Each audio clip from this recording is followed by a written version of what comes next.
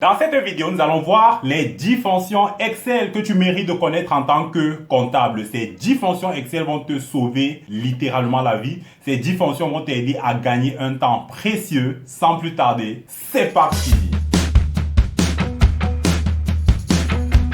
Avant de commencer, abonnez-vous à la chaîne et activez les notifications afin de ne rater aucune vidéo publiée, en particulier tous les vendredis. Alors ici, on va voir les 10 fonctions indispensables à maîtriser par tout professionnel de la comptabilité afin de gagner un temps énorme, un temps précieux. Et on sait à quel point le temps il est précieux pour nous comptables, on sait à quel point le temps est précieux pour les pros de la comptable. On va donc commencer par la toute première fonction sous Excel. Il s'agit de la fonction agrégat. La fonction agrégat, c'est une fonction qui a ceci de particulier. Cette fonction permet d'ignorer des erreurs tout en vous aidant à effectuer une somme. Je sais que vous êtes très habitué avec la fonction somme, mais le problème avec cette fonction, c'est qu'elle connaît des limites. En particulier, lorsque dans la liste de valeurs pour laquelle vous voulez effectuer une somme, il y a une cellule qui comporte une erreur. Par exemple, ici, on peut remarquer que sur la ligne 15, on a cette cellule qui comporte une erreur. Et bien, l'erreur vient d'où? Ça vient du fait que on a divisé une valeur par 0. Alors, sous Excel, naturellement, lorsque vous allez faire une division par 0, la valeur qui est renvoyée en guise de résultat est une valeur d'erreur. Et nous voici ici en train d'effectuer une somme comme on a l'habitude de le faire. Et voilà qu'on a vite fait de renvoyer également une valeur d'erreur. Alors, comment est-ce qu'on peut corriger une telle insuffisance, une telle limite? C'est à l'aide de la fonction agrégat. Il suffit donc d'aller taper égal agrégat. Vous voyez qu'une proposition vous est faite, renvoie un agrégat dans une liste ou une base de données. On va activer donc cette fonction agrégat à l'aide de la touche de tabulation et vous avez en guise donc de premier argument de cette fonction différentes propositions. On vous propose par exemple d'effectuer une moyenne, de compter le nombre d'occurrences que vous aurez sur votre liste de valeurs, ou encore ce qui nous intéresse ici, c'est d'effectuer une somme. On va donc double-cliquer là-dessus. On retient donc que nous voulons faire un agrégat et effectuer en particulier la somme. Vous allez donc mettre point virgule. Ensuite, on va passer au deuxième argument de la fonction. Dans cet argument, il est question d'ignorer un certain nombre d'éléments. Alors, on vous propose ici d'ignorer les fonctions sous totale, d'ignorer les lignes masquées, d'ignorer bien d'autres éléments. Mais ce qui va nous intéresser, c'est d'ignorer les valeurs d'erreur. On va donc retenir le sixième élément en guise, n'est-ce pas, de deuxième argument de notre fonction agrégat. Ensuite, troisièmement, on devrait pouvoir indiquer la matrice sur laquelle il va effectuer cette somme. Voici donc la matrice sur laquelle la somme va être effectuée. Et bingo, on a donc notre résultat 719 921. Donc la fonction agrégat, c'est une fonction excellente qui vous permet d'effectuer des sommes ou encore d'autres opérations tout en ignorant des éléments tels que des sous-totaux, des lignes d'erreur, etc., etc. On va également voir comment la fonction agrégat marche lorsqu'il est question pour nous d'effectuer une somme sur des éléments qui comportent déjà des sous-totaux. On a donc ici un exemple où on a le chiffre d'affaires du produit A, le chiffre d'affaires du produit B, et on a ici un agrégat que j'avais déjà défini comme étant la somme du chiffre d'affaires, n'est-ce pas, des produits A et B, ça donne 17 500 000. Ensuite, on a le coût de revient du produit A, le coût de revient du produit B, et on a donc un agrégat, n'est-ce pas, de ces deux éléments qui donne 15 280 150. Et puis ici, vous pouvez tout de même utiliser la fonction agrégat sur cet ensemble de valeurs en cherchant à ignorer bien sûr ces sous-totaux. Et on aura donc l'occasion de voir qu'on peut dégager la marge sur les produits A et B. Il suffit donc de venir ici dire fonction égale agrégat. Ensuite, on indique que nous voulons effectuer un agrégat de type somme, point virgule. Ici, nous voulons ignorer les sous-totaux. On peut donc retenir ce premier élément, ignorer les fonctions sous-totale et agrégat imbriquées. Alors, je clique là-dessus. Ensuite, on va lui indiquer la matrice ou alors le champ de valeur sur lequel on veut faire cette opération. Vous voyez bien que je sélectionne tout, y compris les sous-totaux chiffre d'affaires et sous-totaux coût de revient. Et à la fin, on aura donc notre marge qui est bel et bien correct, qu'on peut contrôler en venant récupérer le chiffre d'affaires total, auquel on va ajouter le coût de revient en négatif, et là nous avons bingo la bonne valeur. Donc voilà pour la fonction agrégat. On va s'intéresser maintenant à la deuxième fonction. Il s'agit de la fonction arrondi, une belle fonction que j'apprécie, que j'affectionne particulièrement. Alors ici, la fonction arrondi, c'est une fonction qui va vous sauver la vie en ce que ça vous permet rapidement d'obtenir un arrondi lorsque vous êtes devant une une impasse. Supposons qu'ici, nous avons le bénéfice distribuable de l'entreprise et on a un certain nombre d'actions, le nombre d'actions composant le capital social. On a 10 000 actions qui composent le capital social et nous voici en train de vouloir déterminer le dividende par action. Bien entendu, nous avons déjà constitué les réserves légales et d'autres réserves rendues obligatoires par la loi ou par les statuts. Il est donc question de déterminer le dividende que chaque action obtiendra. Alors, qu'est-ce qu'on va faire? Naturellement, on va être appelé à prendre le bénéfice distribuable qu'on va rapporter au nombre d'actions. Mais le problème ici, c'est que, eh bien, on a des problèmes de rompu. Là, on a des chiffres après la virgule. Nous voulons donc déterminer un arrondi. Qu'est-ce qu'on va faire? Il suffit de prendre la fonction arrondi égale arrondi. Et qu'est-ce qui vous est demandé comme argument? Premier élément, vous voulez arrondir quoi? Alors, quel est le nombre que nous voulons arrondir? Il suffit de venir ici. Ensuite, deuxième argument, il faut indiquer le nombre de chiffres que vous voulez avoir après la virgule. Sachant qu'ici, on suppose que nous sommes en francs CFA. Il n'y a donc pas de centimes.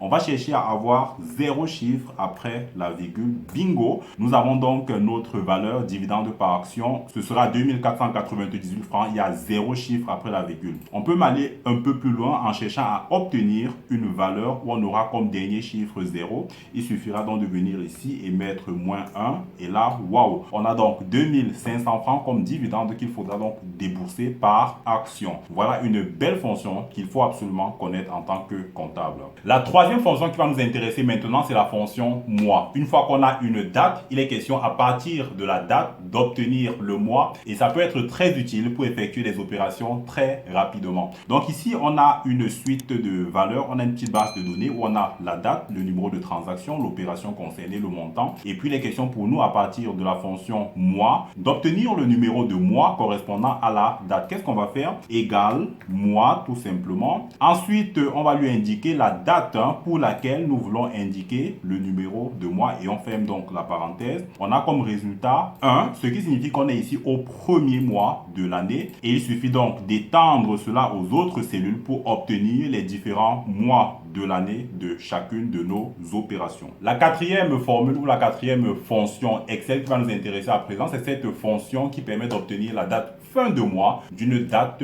donnée. On va voir un exemple concret, n'est-ce pas? Nous avons ici différentes factures et pour chacune de ces factures, on a une date. L'idée, c'est de pouvoir déterminer à partir d'une fonction Excel la date fin de mois de chacune de nos factures. Et on sait à quel point c'est important lorsqu'on gère des fournisseurs en fonction des conditions contractuelles de paiement, en fonction des délais de paiement. On voudrait rapidement obtenir comme ça sur une base de données la date fin de mois ou la date fin du mois suivant et on va donc voir comment faire cela. Alors pour avoir la date fin de mois, c'est pas compliqué. Il suffit de prendre la fonction fin de mois. On va donc dire égal fin.mois. Excel vous propose d'ailleurs la fonction fin.mois, n'est-ce pas? On double-clique dessus. Alors il y a deux arguments dans cette fonction. Il faut donner la date de départ et ensuite indiquer le nombre de mois à partir duquel il définira pour vous la date fin de mois. Alors la date de départ ici, c'est cette date que nous avons à notre gauche. Point virgule, il faut lui indiquer à présent combien de mois, à partir de combien de mois vous voulez qu'il vous indique la date fin de mois. Si on met là 0, il vous donnera la date fin de mois, et bien à partir de cette date facture. Ça veut dire que si on met là 0, sachant que cette facture est datée du 1er janvier 2021, il nous indiquera que la date fin de mois, ce sera le 31 janvier 2021. En revanche, si on met 1, alors il s'agira pour lui de comprendre tout simplement qu'il s'agit de partir de ce premier mois de janvier, ajouter un mois supplémentaire et d'indiquer ainsi la date fin de mois de ce mois supplémentaire. On va dans un premier temps mettre 0 et puis on ferme les parenthèses. On a là 31 janvier et il est simple pour nous d'étendre cela aux différentes cellules pour obtenir les dates fin de mois des autres factures. On pourrait donc déterminer également la date fin de mois suivant pour chacune de nos factures. On va donc se servir de la même fonction fin.mois égale fin.mois. Ensuite, on va lui indiquer les arguments de la fonction afin qu'il puisse restituer le résultat qu'on attend de lui, sachant ici que le résultat doit être la date fin du mois suivant. On va donc indiquer la date de départ que voici, point virgule, et on va dire, on veut en fait avoir une date fin du mois suivant. Par conséquent, on va mettre 1 pour lui dire qu'on veut la date fin du mois suivant. On ferme les parenthèses et on a là le résultat. Par exemple, cette facture datant du 1er janvier, la date fin du mois suivant, et bien c'est le 28 février. Assez utile lorsqu'on a des fournisseurs à traiter, lorsqu'on a des factures fournisseurs et qu'on est un peu dépassé de faire des choses manuellement, on se sert rapidement rapidement de cette fonction fin.mois et c'est assez aisé de pouvoir gérer nos délais de paiement fournisseurs. Nous traitons toujours avec les dates. Il est question à présent de déterminer une autre date dans le futur ou dans le passé en fonction d'une date facture que nous avons présentement. Exemple, on peut vouloir décaler cette date par exemple de 2 mois, de 3 mois, sachant que si nous avons aujourd'hui sur cette date facture le 1er janvier 2021 et tout dépend des conditions contractuelles, on peut par exemple avoir des conditions de paiement qui voudraient qu'une facture soit payée 3 mois après la date de réception de la facture. On va donc supposer ici que ça c'est la date de réception de la facture et on va vouloir avoir une date de paiement ou alors un délai de règlement s'il s'agit d'un délai de 3 mois, date de réception ou alors date figurant sur la facture. On va tout simplement se servir de la fonction mois décalé. Mois décalé, n'est-ce pas? Que voici mois.décalé, il vous est proposé ici par Excel. On va lui indiquer la date de départ à partir de laquelle on veut déterminer cette date décalée. Ensuite, le nombre de mois à partir duquel nous voulons obtenir le résultat. Et ce sera par exemple 3 mois, n'est-ce pas? Ensuite, on a donc, on va fermer les parenthèses et on a donc notre résultat. Il nous dit pour cette facture qui est datée du 1er janvier 2021, la date que je vous détermine là, 3 mois plus tard, ce sera le 1er avril 2021. Il suffit donc de copier ou alors d'étendre cette formule aux autres cellules pour avoir également le résultat des autres éléments. On a par exemple ici une facture datée du 21 novembre 2021. 3 mois plus tard, ce sera le 21 février 2022. On peut également voir comment déterminer une fin de mois de la date décalée. On se rappelle très bien de notre formule fin de mois qu'on peut imbriquer avec la formule du mois décalé, n'est-ce pas, pour obtenir la fin du mois d'une date décalée. La fin du mois d'une date décalée, il suffira donc d'indiquer cette formule de mois décalé, d'indiquer la date de départ, ensuite le nombre de mois concernés, on reste sur nos 3 mois, ensuite d'indiquer également ici 0 pour lui dire qu'on veut avoir la date fin de mois de la date décalée et on ferme donc les parenthèses et ensuite on a notre résultat. Pour cette première ligne où nous avions une date décalée du 1er avril 2021, on a donc pour résultat fin de mois, ce sera le 30 avril 2021. Donc voilà des formules assez intéressantes qui vous permettent de gérer aisément vos délais de paiement fournisseurs. Il vous arrive certainement d'effectuer des sommes de valeurs qui se trouvent sur plusieurs cellules, n'est-ce pas? Alors habituellement, et on va voir que c'est contre-productif de faire ce qu'on a l'habitude de faire. On va illustrer le contraste qu'il y a entre ce qu'on a l'habitude de faire et ce que je vais vous proposer à travers cette formule somme toujours. C'est-à-dire que nous avons ici 4 feuilles, la feuille IMO, la feuille charge, la feuille note de frais et la feuille charge de personnel. Et nous voulons ici déterminer le total des valeurs qui figurent sur chaque feuille afin d'avoir un total budget par exemple. On aura donc ici à prendre la somme. Voilà ce qui est fait habituellement. On va prendre premièrement la somme IMO. Ensuite, on ajoute la somme de ce qui est sur la feuille charge.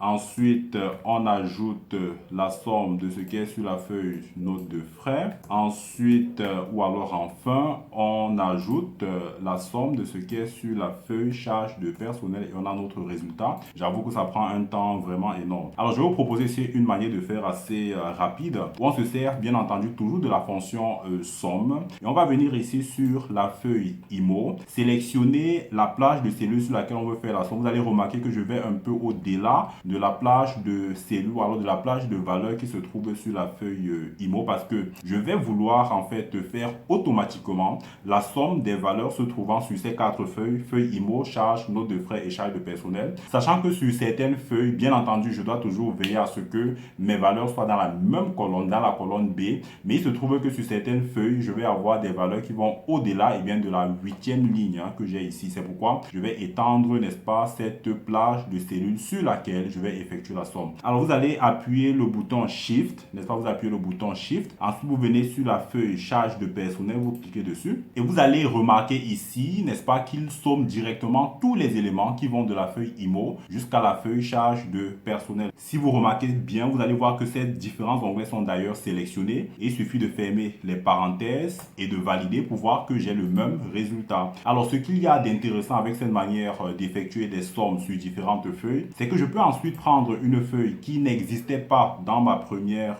sélection, dans mon premier calcul, et l'intégrer tout simplement là au milieu. Et vous verrez que ma formule est mise à jour. Vous voyez bien que j'ai une différence avec le premier calcul que nous avions fait ensemble. La fonction qui nous intéresse à présent, c'est la fonction si, c'est une fonction conditionnelle, mais assez pratique, va vous sortir de pas mal de situations. Pour illustrer son fonctionnement, je vais vous prendre ici un exemple. Nous avons différents commerciaux qui vont apporter du chiffre d'affaires à l'entreprise. Il est donc question de déterminer qui a droit aux commissions parmi nos commerciaux, parmi nos 8 commerciaux, qui a donc droit aux commissions, sachant que la règle d'octroi de commission, c'est de générer des ventes supérieures à 5 millions. Alors, on peut très bien se servir de la fonction si pour déterminer qui aura droit aux commissions pour chacun de nos commerciaux. Donc, on va dire égal le SI égale si. On ouvre les parenthèses et on va remarquer que cette fonction a 3 arguments. Donc, dans sa syntaxe, il y a 3 arguments. Le premier argument, c'est le test logique. Quelle est la condition à respecter? Lorsque le test logique est satisfaisant, on doit pouvoir, en deuxième argument de la fonction, lui indiquer qu'est-ce qu'on fait si le test se révèle être satisfaisant. Et puis, troisièmement, si le test n'est pas satisfaisant, donc si la valeur est fausse, qu'est-ce qu'il faut renvoyer comme résultat? On va donc y aller rapidement. Donc, ici, en test logique, c'est de prendre le chiffre d'affaires de chaque commercial et de lui dire si ce chiffre d'affaires est supérieur à 5 millions, n'est-ce pas? 5 millions. Alors, c'est-à-dire point virgule, alors qu'est-ce qu'il faut faire? Il faut dire tout simplement qu'il a droit aux commissions. Donc, on va dire oui, n'est-ce pas? Remarquez que chaque fois qu'il faut renvoyer une valeur texte en résultat, il faut mettre la valeur dans des guillemets. Si vous ne mettez pas cela dans des guillemets, ça ne marchera pas. Maintenant, vous mettez point virgule, valeur sinon. Valeur si jamais la condition n'est pas respectée, si jamais le test se révèle être insatisfaisant, qu'est-ce qu'on va faire? On va tout simplement ne rien mettre par exemple. Ou alors, on pourrait dire il n'a pas droit, on met non. Voilà. On peut mettre non comme résultat. Et je ferme dans les parenthèses. Vous voyez que pour le premier commercial qui a fait un chiffre d'affaires inférieur à 5 millions, on dit clairement qu'il n'a pas droit aux commissions. Je vais donc étendre la formule aux autres cellules. Et on peut remarquer ici qu'il y a des cellules où il est indiqué clairement qu'ils ont droit aux commissions. Et on peut remarquer que pour chacun d'eux, le chiffre d'affaires est bel et bien supérieur à 5 millions. La formule qui va maintenant nous intéresser, c'est la formule somme si. On vient de voir la formule si, mais la formule somme si vous permet d'effectuer une somme si une ou plusieurs conditions sont respectées. Ici, on va voir les deux variantes de la formule somme si. On va voir la formule somme si simple et ensuite on va voir la formule somme si ensemble qui permet de prendre en compte, qui est multicritère et permet de prendre en compte plus d'un critère. Donc ici, on va vouloir déterminer le chiffre d'affaires qui va générer des commissions. On a dit tantôt que les commerciaux qui ont droit à une commission, c'est ceux qui ont effectué un chiffre d'affaires supérieur à 5 millions. Et on peut remarquer que pour ces commerciaux-là, dans cette colonne, on avait bel et bien dit oui, ils avaient droit aux commissions. On va donc déterminer le chiffre d'affaires total qui vont générer des commissions. Alors, on peut très bien se servir de la fonction somme si, somme.si, n'est-ce pas? Les arguments de cette fonction, il y en a 3. Il y a premièrement la plage qui contient le critère que nous voulons tester. Ensuite, deuxième argument, on a le critère à tester. Et troisièmement, on a la plage sur laquelle on va effectuer notre somme. Quelle est donc la plage ici qui contient le critère? Nous voulons sommer le chiffre d'affaires qui va apporter des commissions. Donc, le critère étant le droit aux commissions, on va retenir cette plage, n'est-ce pas? Ensuite, on va faire point virgule. Le critère ici, c'est de dire que si un commercial a 8 dans la colonne droit aux commissions, eh bien, on va prendre son chiffre d'affaires en compte afin d'effectuer la somme. Et la plage sur laquelle on va effectuer cette somme, c'est la plage que voici, que je sélectionne là. Et là, bingo, on a donc ici le résultat qui est de 20 427 667. C'est sur ce chiffre d'affaires qu'on va déterminer les commissions de 2%. Voilà. On va donc maintenant voir la deuxième variante de cette formule somme-ci, une variante excellente qui vous permet de prendre en compte plusieurs critères. En plus du critère droit aux commissions, on va prendre en compte le critère zone, c'est-à-dire qu'on va déterminer un chiffre d'affaires ayant droit aux commissions pour chacune de nos zones. Ainsi, je vais taper la formule somme-ci ensemble que voici et on va remarquer ici qu'il faut prendre en compte pour chaque critère 3 éléments. On a la plage sur laquelle je vais effectuer la somme, on a la plage comprenant le premier critère, on a le premier critère, ainsi de suite, ainsi de suite. Donc, je vais d'abord dans un premier temps indiquer comme argument, comme premier argument de la fonction la plage sur laquelle je vais effectuer la somme.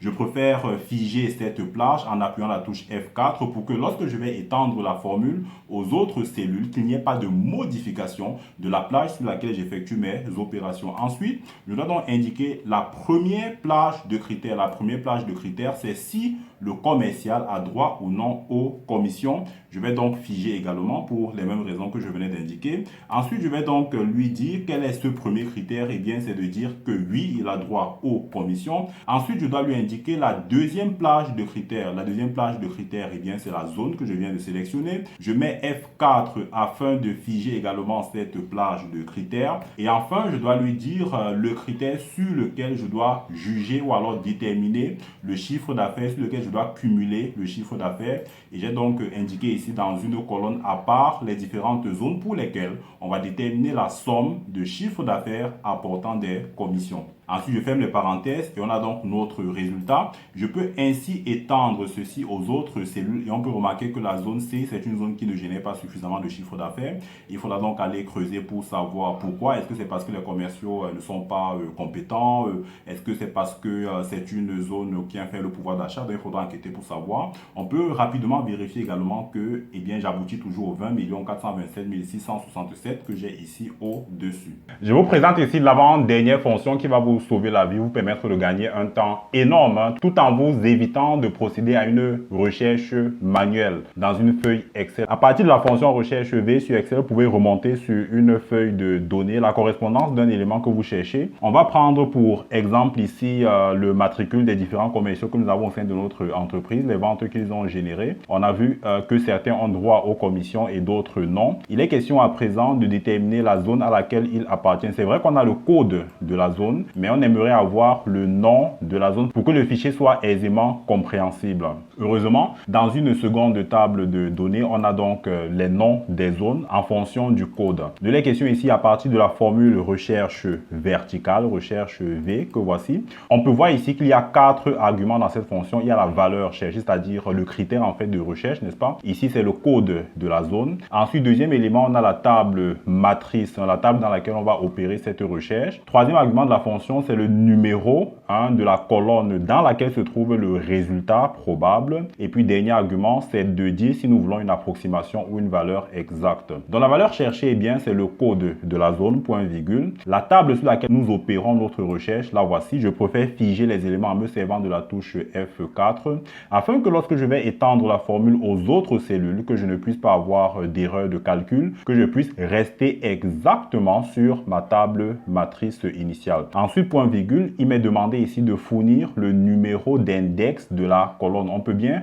remarquer ici que le numéro d'index, c'est le numéro 2 parce que la colonne numéro 1, c'est la colonne qui contient les codes de la zone. Et puis la colonne numéro 2, c'est celle qui a le nom de la zone qui m'est utile pour rendre plus intelligible mon tableau. Point virgule, il y a deux possibilités à présent dans le dernier argument. Il faut dire vrai, correspondance approximative, ou faux, correspondance exacte. Je vais donc retenir faux. Pour une correspondance exacte de ce que je suis en train de rechercher, je valide et je peux donc étendre les éléments aux autres cellules et me rendre compte que j'ai pu remonter rapidement grâce à ma formule recherche V les noms des zones auxquelles appartiennent chacun de mes commerciaux. La dernière fonction qui va nous intéresser à présent, c'est la fonction supprimer espace ou alors supprespace tel que ça se retrouve dans Excel.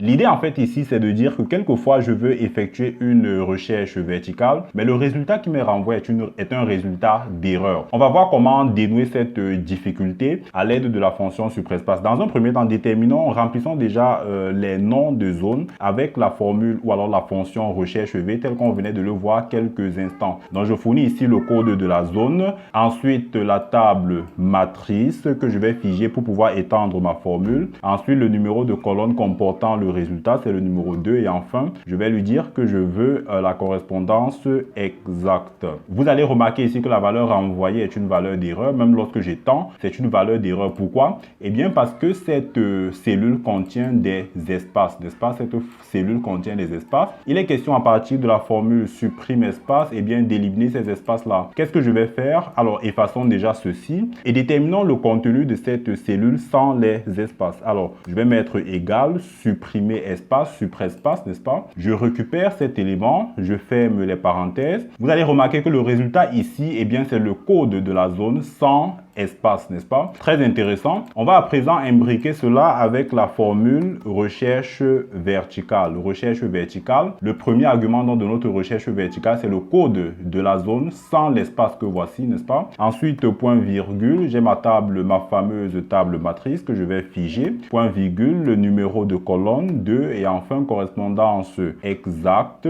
Et je peux fermer et me rendre compte que j'ai bel et bien mon résultat sans élément d'erreur, sans élément erroné. Merci encore d'avoir regardé cette vidéo jusqu'à la fin qui traitait donc des 10 fonctions indispensables pour un professionnel du chiffre que tu es. J'imagine que tu utilises d'autres fonctions mais que je n'ai pas eu le temps de traiter dans cette vidéo. Tu peux les mettre en commentaire afin que cela soit bénéfique à d'autres. Si tu n'es pas encore abonné à la chaîne, qu'est-ce que tu attends? Abonne-toi pour ne rater aucune vidéo sur la chaîne vidéo de Comme ça.